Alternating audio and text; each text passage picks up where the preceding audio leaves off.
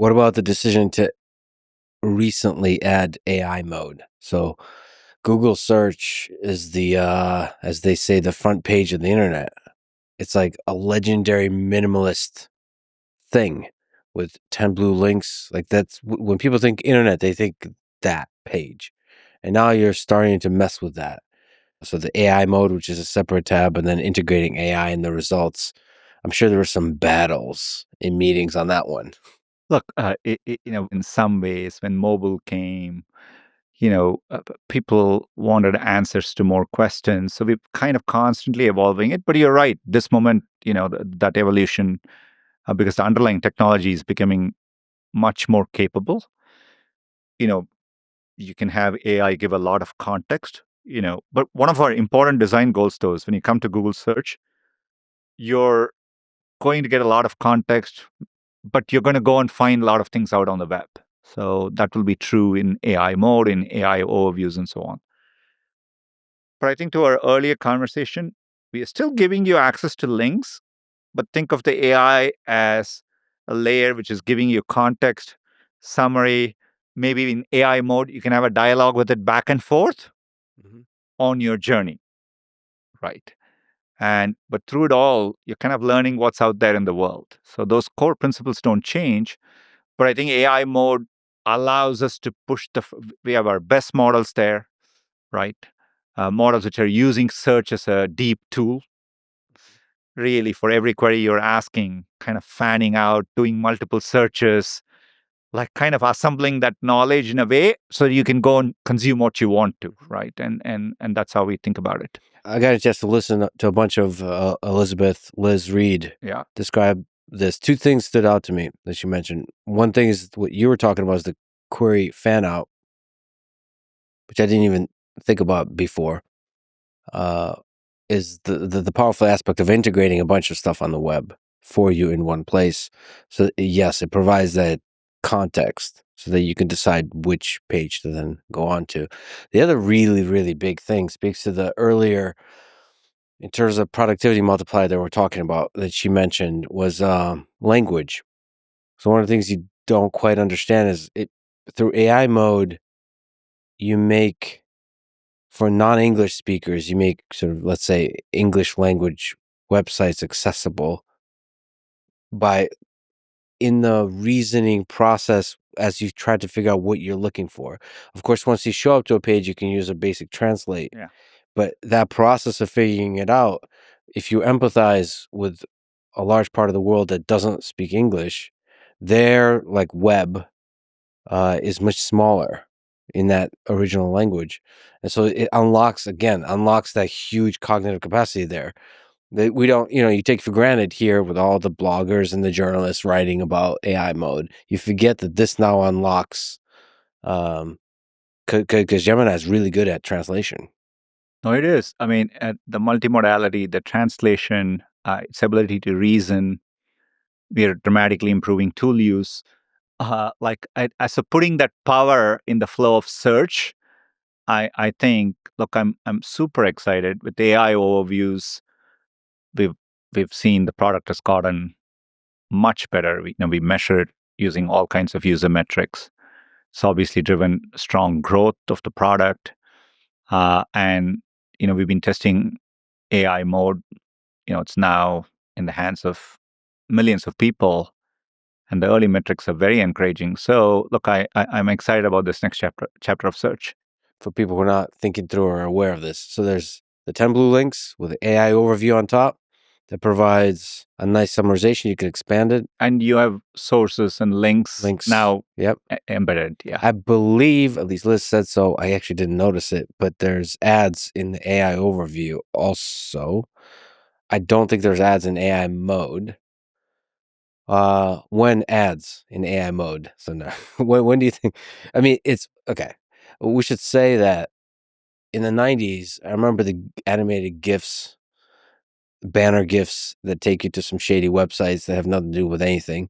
AdSense revolutionized advertisement. It's one of the greatest inventions in recent history because it allows us for free to have access to all these kinds of services. So ads fuel a lot of really powerful services.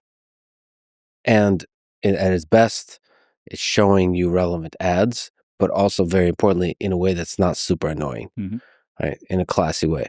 So, when do you think it's possible to add ads into AI mode, and what does that look like from a classy, non-annoying perspective? Two things. Early part of AI mode will obviously focus more on the organic experience to make sure we are getting it right. I think the fundamental value of ads are it enables access to deploy the services to billions of people. The second is ads are the reason we've always taken ads seriously is we view ads as commercial information, but it's still information. And so we bring the same quality metrics to it.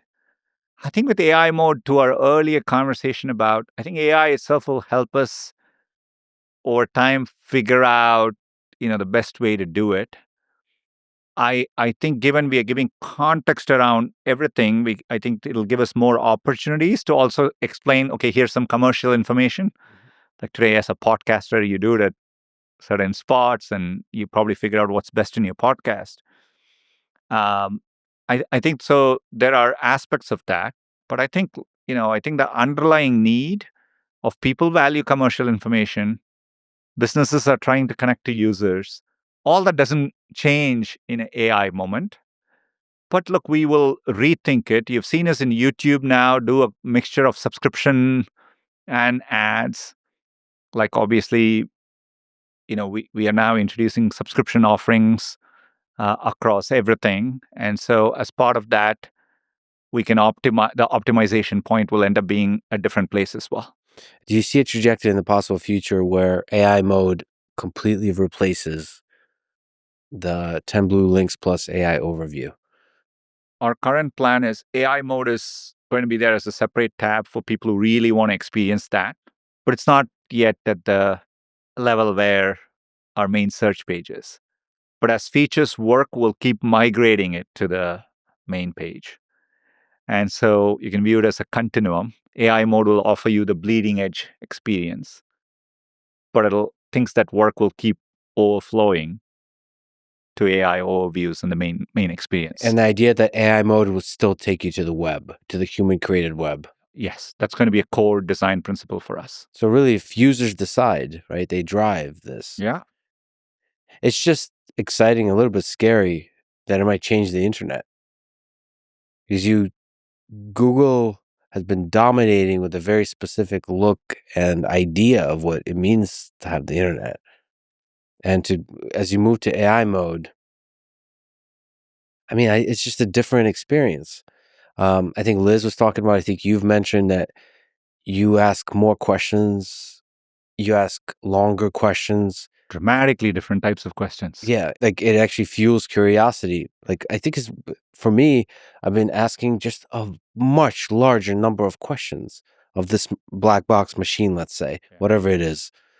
And with AI overview, it's interesting because I still value the human. I still ultimately want to end up on the human created web. But like you said, the context really helps. It helps us deliver higher quality referrals, right? Where people are like, they have much higher likelihood of finding what they're looking for. They're exploring, they're curious, their intent is getting satisfied more. So that's what all our metrics show. It makes the humans that create the web nervous. The journalists are getting nervous. They've already been nervous. Like we mentioned, CNN is nervous because of podcasts. It makes people nervous. Look, I think news and journalism will play an important role, in the future. We're pretty committed to it, right? And so I think making sure that ecosystem, in fact, I think we'll be able to differentiate ourselves as a company over time because of our commitment there. So it's something I think I definitely value a lot, and as we are designing, we'll continue prioritizing approaches. I'm sure for the people who want, they can have a fine-tuned AI model that's clickbait hit pieces that will replace current journalism. That's a shot at journalism. Forgive me. But I find that if you're looking for really strong criticism of things, that Gemini is very good at providing that. Oh, absolutely. It's better than anything for now. I mean, people are concerned that there would be bias that's introduced, that as the AI systems become more and more powerful, there's incentive from sponsors to roll in and try to control the output of the AI models. But for now, the objective criticism that's provided is way better than journalism. Of course, the argument is the journalists are still valuable. But then, I don't know, the crowdsourced journalism that we get on the open internet is also very, very powerful. I feel like they're all super important things. I think it's good that you get a lot of crowdsourced information coming in, but I feel like there is real value for high quality journalism, right? And I think these are all complementary. I think I view it as I find myself constantly seeking out also like try to find objective reporting on things too. And sometimes you get more context from the crowdfunded sources you read online. But I think both end up playing a super important role.